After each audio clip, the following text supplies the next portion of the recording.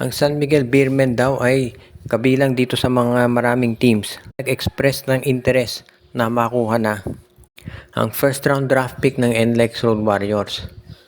Ang projection ngayon itong draft pick ng NLEX magiging number 1 or number 2. Dahil nagpapapanalo ang Blackwater, baka maging number 2 ito. Kasi itong draft pick ng NLEX galing yan sa Blackwater Bossing. Pero ganun pa man, interesado pa rin daw ang San Miguel na makuha to para maka-acquire sila ng matinding player sa darating na PBA draft. Yun nga lang, kung kukunin ng San Miguel yung draft pick, medyo magiging matindi yung kapalit niyan. Baka i-offer ng San Miguel dahil alam nilang in demand itong draft pick. Si Jeron Teng at si Chris Rosales ang ibigay nila para dito sa draft pick ng NLEX Road Warriors. Dahil inaasahan daw ng San Miguel, no, ayon doon sa mga insiders, baka makuha nila dito sa darating na draft itong si CJ Lane. Yan yung inaabangan daw ng San Miguel na ma-acquire nila. Kasi inaasahan nila baka kunin ng Hinebra sa number 1 itong si DJ Fenner. So itong si CJ Lane naman daw ang kukunin nitong San Miguel Beermen sa number 2 spot kung sakaling makuha nila yung draft pick ng Blackwater. Kaya nga hindi na ako talaga ikagugulat kung sakaling yan ay matuloy. Pero itong San Miguel Beermen, matagal na yun naghahanap talaga ng center na pwedeng iparehas dito kay Junmar Fajardo. At itong si CJ Lane, parang yan talaga nababagay na pwede niya kunin. Kaya nga kung sakasakali, dito si CJ Lane talaga pwede yan para dito sa SMB. Alam natin yung laro nito, post-up game talaga yan at pwede yan dito sa San Miguel. Kaya nga sa tingin ko siya talaga yung iniintay ni Coach Leo Austria na bagong big man na pwede nilang ma-acquire at magamit dito sa kanilang roster.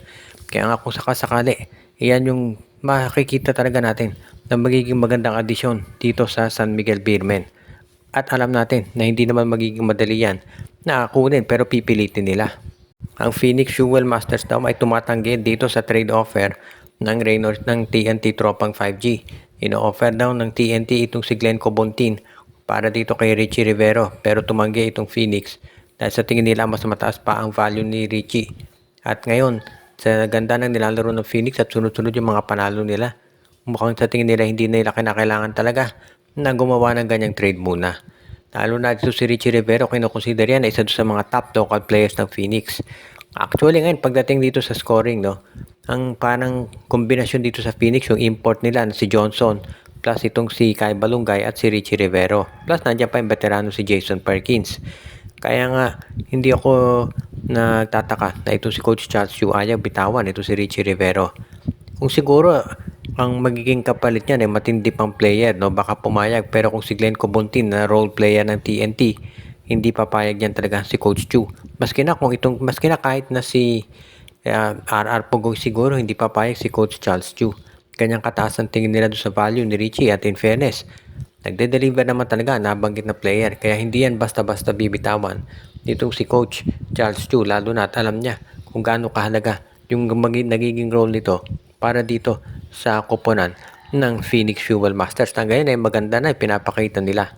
Kaya nga sa tingin ko itong Phoenix Fuel Masters talaga, hindi yan papayag na basta-basta na lamang i-trade itong si Richie Rivero. Lalo na at nakikita nila kung ano yung value nito dito sa kanilang koponan.